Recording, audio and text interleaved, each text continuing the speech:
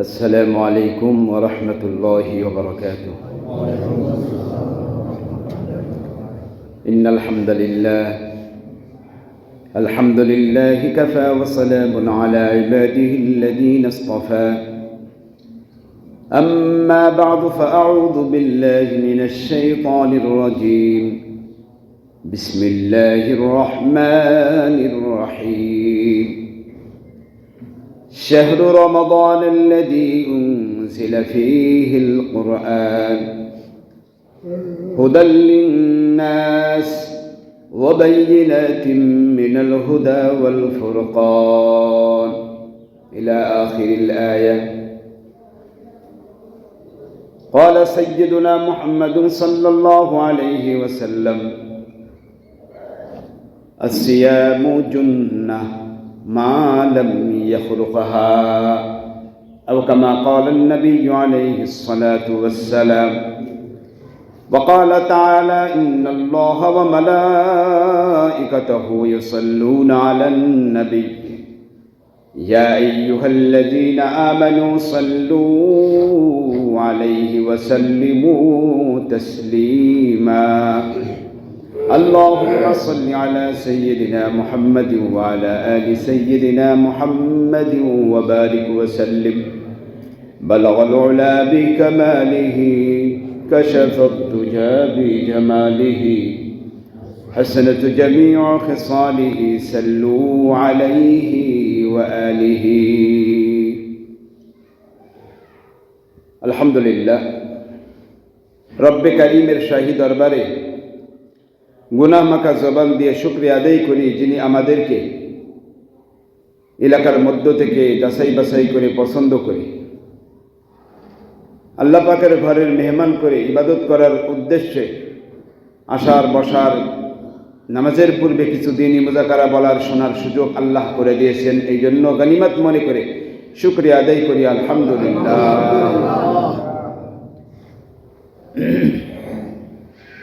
আজ 17 শাবান 1447 হিজরি, 23 মাঘ 1432, 6 ফেব্রুয়ারি 2026। আলোচ্য বিষয় রমজানের প্রস্তুতি গ্রহণ। আলোচ্য বিষয় রমজানের প্রস্তুতি।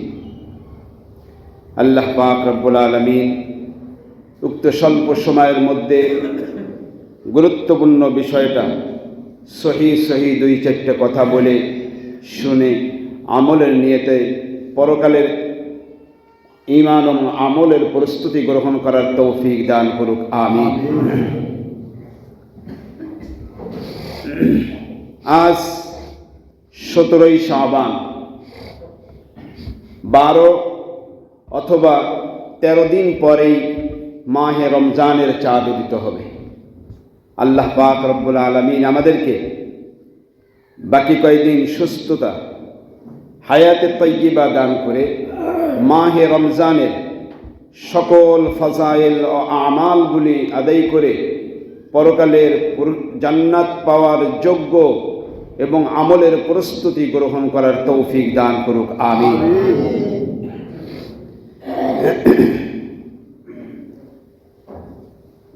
প্রস্তুতি গ্রহণ করার পূর্বে যে কথাটা বলতে হয় সেটা হলো, রমজান মাস একটি মাস, খুব দামি মাস, বরকতময় মাস, রহমতে ভরপুর করা মাস, মাগফিরাতের মাস, একটা মোবারক পূর্ণ মাস। মাসটা যেমন দামি, প্রত্যেকটা সেকেন্ডের তত দাম, ঠিক না? প্রত্যেকটা মিনিটের দাম তত, প্রত্যেকটা ঘন্টার দাম তত, প্রত্যেকটা দিনের রাত্রের দাম বহুত দাম। মাসটা যেহেতু বহুত দামি, তো একটা মাস দামি। একটা মাস তো কখন হয়? যখন 29 বা 30টা দিন থাকে। একটা মাস কখন হয়? যেই মাসের মধ্যে দৈনিক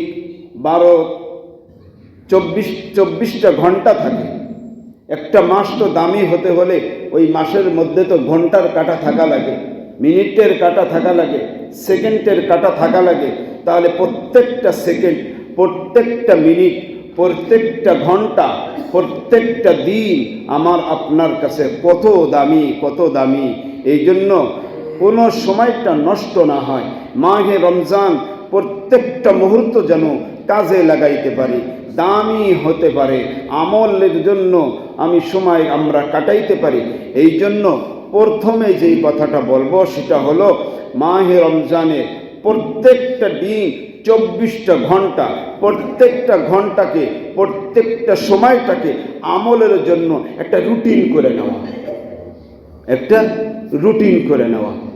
মাহে রমজানের 29 বা 30 দিনের প্রত্যেকটা সময়ে একটা রুটিন করে নিতে পারলে মাসটা দামি হবে, আমলের দ্বারা বিদায় দিতে পারবো, প্রস্তুতি পরকালের জন্য করতে পারবো। আল্লাহ তৌফিক দান করুন। তো রুটিন কেমন হতে পারে বন্ধু? রুটিন এমন হতে পারে, সাহারি একটা বরকতপূর্ণ খাওয়ান, ঠিক না? সাহারি একটা বরকতপূর্ণ খাওয়ান। রাসূল বলেছেন তাসাহহারু ফাইন্না ফিস সাহুরি বারাকাহ। সাহারি খাও, সাহারির মধ্যে বরকত নিহিত। সুবহানাল্লাহ, সুবহানাল্লাহ। তো সাহারি একটা গুরুত্বপূর্ণ একটা সময়, যেই সময়টা বান্দা মানুষ ভিন্ন রমজানের বাহিরে 11টি মাসে আমরা তাহাজ্জুদ পড়তে পারি না, অনেকে উঠতে অনেকেই পারি না, জাগতে অনেকেই পারি না। এই কারণে মাহে রমজান মাসে সাহারির সময় একটু আগে উঠে তাহাজ্জুদ রেগুলার আমার একটা মাসের মধ্যে দৈনিক ফজরে সাহারির পূর্বে বা সাহারির পরে তাহাজ্জুদ নামাজ পড়ার রুটিন করে নেওয়া। সুবহানাল্লাহ। 24টা ঘন্টার রুটিন বয়ান করা হতেছে। তো সাহারি এটাও একটা আমলের রুটিনের মধ্যে এসে গেল। তাহাজ্জুদের নামাজ দৈনিক পড়ব, দৈনিক পড়ব। তো দৈনিক পড়ার পরে দৈনিক পড়ার পরে এই আমলটা রুটিনের মধ্যে থাকলে তাহাজ্জুদের নামাজ রুটিনে থাকবে, সাহারিটা রুটিনের মধ্যে থাকবে। এরপরে তো আমরা ঘুমিয়ে না গিয়ে ফজরের নামাজের জন্য প্রস্তুতি নিব। 24 ঘন্টার আমলের সিরিয়াল ধারাবাহিকতা, ফজরের সুন্নত এবং ফজরের জামাতে নামাজ আদায় করব। নামাজের পরে যদি পারি না ঘুমিয়ে ইশরাকের নামাজ পড়ে তারপরে আমরা একটু ঘুমাবো। আর যদি এটা সম্ভব না হয় তাহলে একটু নামাজের পরে ঘুমিয়ে আমরা আবারও উঠে ইশরাকের নামাজ পড়বো ইনশাআল্লাহ, ঠিক আছে না? তো রুটিনের মধ্যে তাহলে ইশরাকের নামাজের পরে এরপর আমরা চাষতের নামাজ, একটু ঘুম থেকে উঠে আবারও চাষতের নামাজ পড়বো। চাষতের নামাজের পরে একটু কোরআন তেলাওয়াত করলাম, এরপরে জাওয়ালের নামাজ পড়লাম।